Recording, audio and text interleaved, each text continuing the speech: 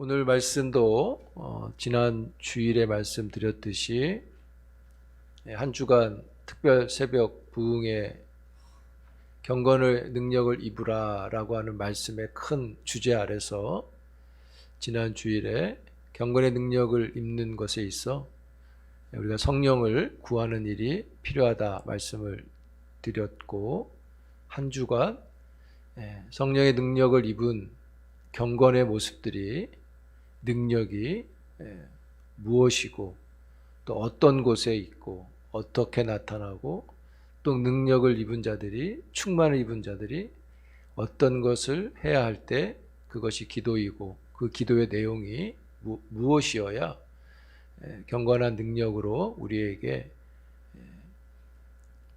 입을 수 있는지, 나타나는지를 함께 살펴봤습니다. 그리고 오늘 본문의 말씀도 그 연장선에서 함께 주제라고 하면 그 주제 아래서 마지막으로 말씀을 살피는 건데요. 이 에스겔서는 구약의 말씀이잖아요. 모세의 중보로 율법이 주어졌던 옛 언약과는 달리 구약의 말씀인데도 새 언약이신 예수 그리스도를 구원의 경륜으로 교회와, 그러니까 그리스도와 교회와 성령에 관한 새 언약의 계시를 풍성하게 담고 있는 말씀입니다. 하나님께서 영적으로 죽은 이스라엘을 어떤 방식으로 살려내시는지 구체적으로 보여주죠. 마른 뼈같이 영적으로 죽은 자들을 하나님께서 살리십니다. 하나님만이 죽은 자를 살리시고 부흥을 주시는 것을 말씀합니다. 하나님께서 마른 뼈 같은 이스라엘 백성을 살리시는 하나님의 방법은 아주 명료하고 확실하고요, 명쾌하고 단순합니다. 복잡하지 않습니다. 오늘 성경에 말씀하기를 내가 내 영을 너희 속에 두어, 이렇게 말씀합니다. 우리 안에 하나님의 영을 두어. 하나님의 영이 우리 속에 주어지면, 하나님이 우리에게 하나님의 영을 두시면 뼈들이 서로 연결되고 살과 힘줄이 생기고 살이 입혀지고 살아나기 시작합니다. 37장 5절, 6절, 9절, 10절에 보면 하나님의 생기가 사방으로부터 와서 죽은 자들에게 생명의 기운을 부어 주니까 죽은 뼈들이 살아나게 됩니다. 여러분, 당시 이 37장의 말씀이 주어질 때 이스라엘의 배경은 이러했죠. 우리가 잘 아는 대로 이스라엘 백성은 포로 상태였습니다. 포로 중입니다. 지금 이스라엘 백성이 605년 1차 침략을 받았어요. 바벨론으로부터 심판이었습니다. 1차 침입을 받고 다니엘과 많은 지도자들이 끌려갔습니다. 그리고 597년에 2차 침입이 있게 되는데, 바로 이때 여호야긴 왕과 에스겔이 또 백성들이 끌려가게 됩니다. 지금 2차 때 끌려갔던 그 에스겔에게, 그 백성들에게 하나님께서 37장의 말씀을 주시는 겁니다. 이 당시 이스라엘의 유다 백성들이었죠. 북쪽 이스라엘은 이미 망했으니까. 유다 백성들은요, 정신적으로, 물질적으로, 영적으로 아주 큰 충격 안에 있었죠. 더욱이 포로로 잡혀간 사람들이 지도자들이 많이 있었고요. 이 지도자들이 포로지에서 노예로 이용을 당하고 있었습니다. 그 중에 등용한 사람도 있지만 대부분 다 노예의 삶을 살았죠. 포로가 노예인 거니까요. 그리고 예루살렘에 남은 사람들이 있었는데 이 사람들은 지도자들이 없다 보니까 정치적으로 경제적으로 더 어려움을 당하면서 식민지 백성으로의 고통이 있었습니다. 그러나 이들에게 가장 큰 어려움은 신학적인 아픔이었습니다. 하나님께서 택하신 백성이 어찌해서 이방 민족에게 멸망할 수 있는가? 하나님이 계시다고 하신 성전이 있었는데 이게 가능한 일인가? 그래서 이들이 질문하는 겁니다. 우리에게 소망이 있나?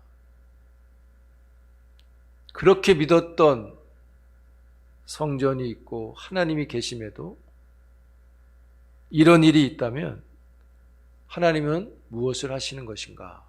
라는 아픔이 더 컸습니다. 37장 1절에 보면 이 말씀을 받을 때가 바로 이스라엘 백성들의 가장 큰 고통일 때였던 거죠. 아마도 이 시점이 가장 큰 고통의 시점이었다고 보여져요. 왜 끌려왔을 때 보여줬으면 됐는데 시간이 지난 후입니다. 에스겔이 2차 때 바벨론으로 끌려갈 때가 25세였는데요. 그러니까 에스겔서 1장 1절에 나오는 그때가 25세 때입니다. 그리고 37장이 오늘 37장의 말씀에 보면 이때가 여호야긴이 끌려온 지 5년 때죠. 그러니까 에스겔서 1장에 이 말씀이 여호야긴이 끌려온 지 5년이라고 되어 있기 때문에 선지자가 30세가 될 때였던 겁니다. 5년이 지난 후에, 끌려오고 5년이 지난 후에 그가 30세가 되었을 때 그발 강가에서 하나님의 만남이 있게 된 것이죠. 에스겔 선지자는요, 이 바벨론 유배지에서 아내를 잃게 되는데 장사도 지내지 못합니다. 그만큼 아픔이 있는 사람이었어요. 선지자인데 제사장 가문의 사람인데 제사를 못 드리는 거죠. 그런데 놀라운 것은요, 예루살렘 성전에 있었다면 성전에 나가 제사의 직무를 할 수 있는 30세가 돼야 되잖아요. 그 30세가 될 때 하나님께서 그에게 나타나십니다. 그가 감당해야 할 그 나이에 하나님께서 하늘의 보좌 위에 계신 그 하나님이 만나 주시게 되죠. 에스겔이 목도한 것은요, 유다 나라의 왕의 자리는 비어 있잖아요. 그런데 그 나라를 다스리는 하나님의 보좌에는 하나님이 여전히 앉아 계시다는 거였습니다. 왜냐하면 하나님이 어디 계시냐라는 아픔을 갖고 있는 사람들에게 하나님이 보여주시는 겁니다. 나는 여전히 보좌에 앉아서 다스리고 있다. 이스라엘 백성들은 왕이 하나님이 다스리지 않는다라고 여기고 있는데 하나님은 여전히 보좌에 앉아 계시다고 보여줍니다. 그리고 그 보좌에서 하나님이 불 가운데 말씀하십니다. 14절이었던 거죠. 내가 또 내 영을 너희 속에 두어 너희가 살아나게 하고 내가 또 너희를 너희 고국 땅에 두리니 나 여호와가 이 일을 말하고 이룬 줄을 너희가 알리라. 여호와의 말씀이니라. 선지자를 통해 주신 말씀은 죽었다고 생각하는 사람들을 살려낼 것이고 끝났다고 생각하는 사람들에게 부흥을 주신다고 말씀을 하시는 거죠. 어떤 소망도 기존도 없는데요. 영적인 내일은 더 암흑인데 하나님의 영은 살리고 부흥케 한다고 말씀합니다. 내가 내 영을 너희 속에 두면 살아난다. 여러분, 우리가 대표적으로 하나님의 영을 두셔서 살아난 사건 뭐가 있습니까? 창세기 처음 시작 때부터 있죠. 창세기 2장에 보면 하나님이 땅에 흙으로 사람을 지으시고 그 코에 생기를 불어 넣어주시니 사람이 생명이 되었다. 여기서 우리가 흙으로 지으시고, 그러니까 생기라는 것을 생각할 때 사람을 흙으로 지으셨잖아요. 그런데 흙으로 지었는데 살아있는 상태는 아니었던 겁니다. 그러니까 마치 우리가 특세 때 말씀드린 것처럼 죽은 자처럼 있는 겁니다. 그러니까 움직이지 못하는 상태였습니다. 흙으로 사람을 지었다 할 때 이제 우리가 그런 생각하죠. 우리 초등학교 때 진흙으로 이렇게 막 뭘 만들어서 하는 것처럼. 그렇게 만든 거 아닙니다. 여기 흙이라는 것은 티끌을 가리킵니다. 그러니까 그 땅으로부터 취한 티끌로 사람을 만드시고 이런 뜻입니다. 뭐 이제 티끌이라는 게 다른 구약 성경의 다른 번역은 먼지로도 번역이 되는데 먼지의 의미도 뭐 티끌과 같은 것이라고 보시면 되는데요. 그러니까 사람을 만들 때 흙 덩어리로 만든 게 아닙니다. 땅에서 티끌을 취하셔서 그 티끌이 흙이었던 거죠. 흙이 갈아지면 미세한 흙으로 되잖아요. 그렇게 생각하시면 될 것 같아요. 그래서 흙이 성분인 작은 알갱이로 우리를 만드셨습니다. 그 솜씨가 엄청난 것이죠. 그래서 티끌의 개념은 작은 것을 의미하는 겁니다. 뭐 이만한 저만한 진흙을 가지고 저를 만든 게 아닌 겁니다. 아니면 저보다 더 큰 우리 교회만한 진흙을 가지고 만들다가 잘못 만들어 버리고 이렇게 한 게 아닌 겁니다. 하나님께서 작은 흙의 알갱이로 사람을 만드셨는데 살아있지는 않는 겁니다. 그래서 하나님이 그 코에 생기를 불어 넣으셨습니다. 여기서 생기는 생명과 호흡이라는 의미인데요. 그에게 생명을 주어서 그가 호흡이 시작됐다는 뜻입니다. 생명이 있고 호흡이 되면 어떤 현상이 일어납니까? 우리가 일반적으로 보면 살아있게 되는 것이죠. 그리고 살아있게 되면 움직이게 되는 것이죠. 그러니까 움직이기 시작했다는 뜻입니다.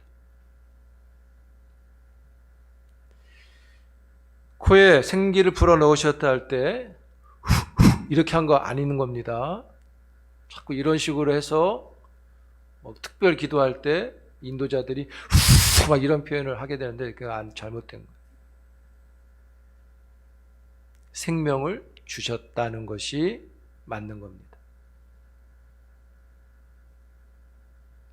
생명을 그 안에 두시니까, 그 만든 사람에게 생명을 주시니까 생명이 됐다. 생명이 됐다는 것도 성령이 들어갔다 이런 뜻이 아니라 살아있는 생명이 되었다. 하나님과 인격적으로 교통하는 자가 되었다. 이렇게 보시면 돼요. 그 이후에 인간이 타락을 하게 되는 거죠.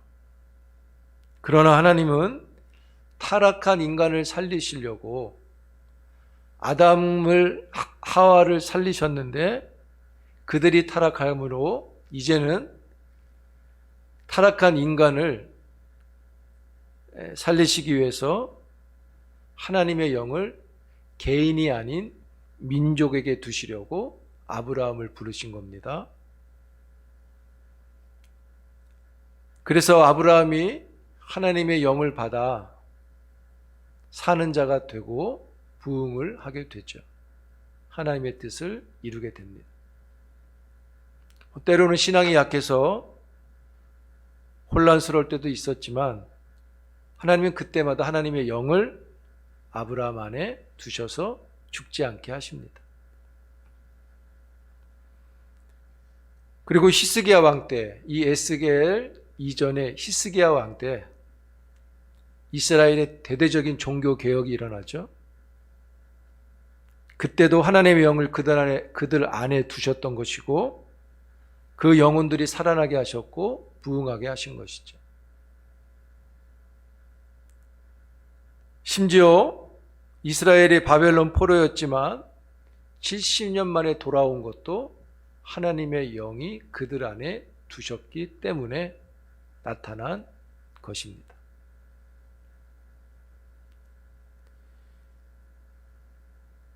포로 이후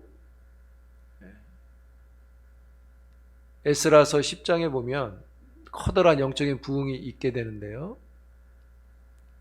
이때도 하나님의 영이 그 부흥을 일으키게 되죠. 사랑하는 성도 여러분, 하나님이 영을 두실 때 살고 부흥이 있는 거죠. 그래서 그런 말씀을 드렸습니다. 새벽에 우리 특세 때 성장하는 것과 부흥하는 것과의 차이가 있다. 그것이 하나님의 영이 있느냐, 하나님의 영에 의한 살아나는 것과 부흥이냐의 차이인 것이죠.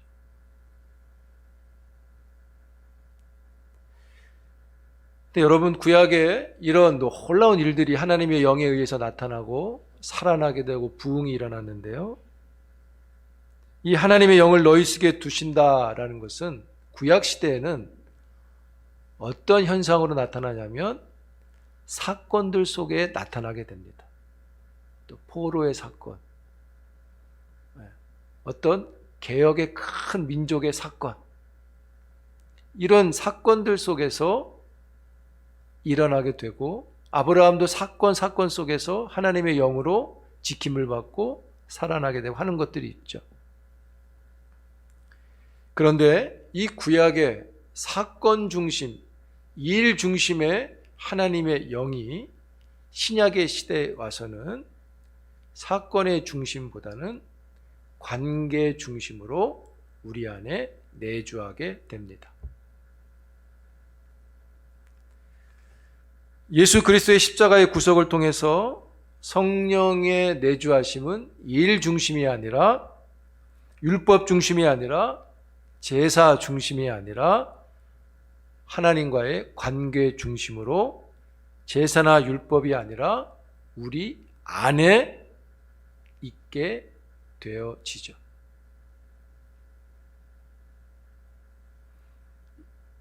민족 전체에 하나님의 영을 두시기도 하셨지만 이제는 한 사람 안에 하나님의 영, 성령을 두신다는 것입니다. 그래서 예수님이 그런 말씀을 하신 겁니다. 누가복음 7장에 보면 내가 너에게 말하노니 여자가 낳은 자 중에 요한보다 큰 자가 없다. 요한이 제일 크다. 그러나 하나님의 영을 받으면, 구원을 받으면 하나님 나라에서는 극히 작은 자라도 그보다 크다. 성령을 받으면, 그러니까 성령이 내주하시면 구약의 요한보다 신약의 너희가 훨씬 더 큰 은혜를 얻는 것이다. 더 큰 사람이 된다. 이렇게 말씀하시죠. 사랑하는 성도 여러분, 우리가 그 영을 받을 때 우리가 살아나고 부흥이 있게 됩니다. 그리고 지난주의 말씀처럼 그 영을 받은 사람들이 잘 살기 위해서, 살아난 자로서 충분하게 살아내기 위해서 성령의 충만이 필요하기에 성령을 구해야 한다고 말씀을 했던 것이죠. 하나님의 영을 그들에게 두시니 골짜기에 죽은 마른 뼈들이 살아나서 군대가 되어졌습니다. 하나님의 영, 그리스도의 영은 살리는 영인 것이죠. 그리고 거기에 멈추지 않습니다. 그 살아난 자들이 부흥하게 하시는 것이죠. 사랑하는 성도 여러분, 여러분 안에 하나님의 영이 있잖아요.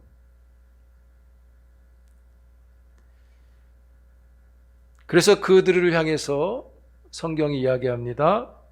에베소서 말씀에 있죠. 우리의 명령하죠. 술 취하지 말고 성령의 충만을 받으라. 따라합니다. 성령의 충만을 받으라. 받으셔야 됩니다.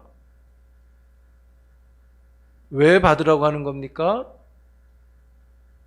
성령의 충만이야말로 생명이 충만한 것이고요. 생명의 충만이 신령한 자요, 영적인 자요, 경건한 자이기 때문인 겁니다. 그게 경건의 능력이 되는 것이죠. 그렇게 말씀드렸습니다. 하나님의 영을 받은 사람이 영적인 사람이고, 영적인 사람이 사는 게 경건이고, 이것이 진정한 부흥이라고 했습니다. 경건 없이는 부흥이 일어나지 않는 거죠. 그리고 그 경건은 하나님의 영이 충만해야 가능한 것입니다. 성령의 충만이 없는데 부흥을 주십시오, 뭐로 이루게 해주십시오, 이것은 중요한 것을 건너뛰고 하는 것과 같은 것이죠. 사랑하는 성도 여러분, 그래서 우리는 성령을 구할 뿐인 것이죠. 그 성령이 여러분들의 영혼을 지켜주시는 겁니다. 사랑하는 성도 여러분, 말씀대로 술 취하지 않는 겁니다. 성령의 충만을 받아야 하는 겁니다. 그래야 영적인 사람이 되는 거고, 영적으로 사는 사람, 경건이 되는 것입니다. 그래야 일로서 하나님의 영을 경험하는 게 아니라 하나님과의 친밀한 1대1의 관계로서 하나님의 영을 누리고 우리 영혼이 부흥을 누리게 되는 것이죠.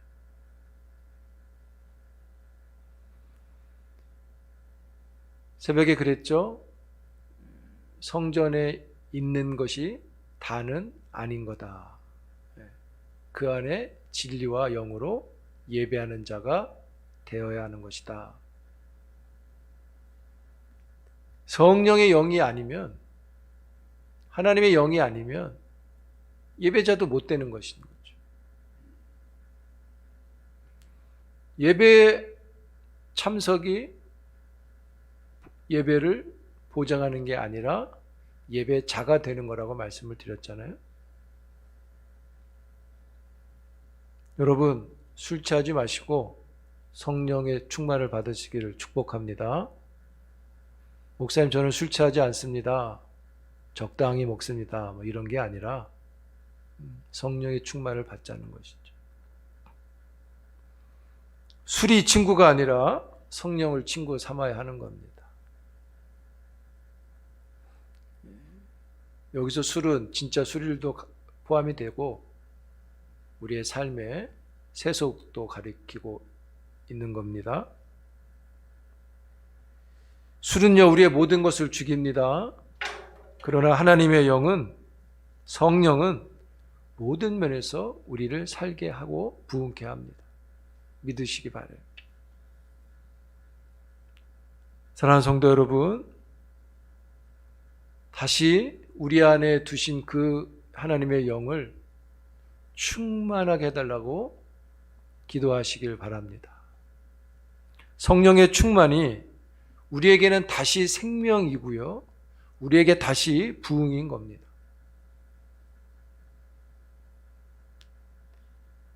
옛날 신앙의 부러움이 아니라 지금 신앙을 살려야 하는 것이죠. 지금 신앙을 살려야 내일의 신앙도 가능한 것입니다. 이스라엘 백성도 얼마나 좋았습니까?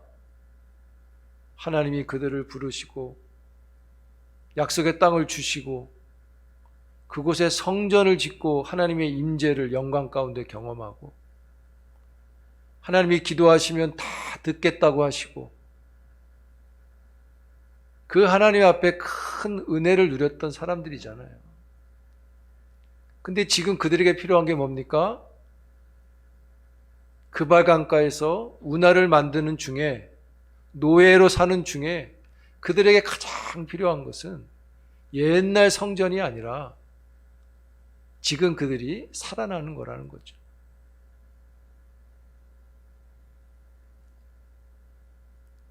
그래서 지금 하나님의 영으로 충만함이 필요합니다. 지금 살기 위해서, 우리의 영이 지금 살아나기 위해서, 부흥하기 위해서요, 그런 까닭에 다시 예배인 겁니다. 다시 기도입니다. 다시 경건입니다. 이러한 놀라운 일들을 여러분들이 하나씩 깨달아 이루어가길 축복합니다. 이런 말씀을 드리고 싶어요. 이 말이 좀 어떻게 이해되실지 모르겠는데, 그러니까 하나님의 일을, 믿음을 우리가 쌓아가자 이런 표현 많이 하잖아요. 쌓아가는 것도 좋은 표현인데, 쌓아가는 것보단 오히려 반대로 믿음을 깊게 만들어가는 게 더 낫지 않겠는가. 왜냐하면 쌓는 것은 많은 공격으로부터 지켜야 되는데, 오히려 믿음을 깊이 만들어가면 더 안전하지 않을까, 이런 생각도 해보게 돼요.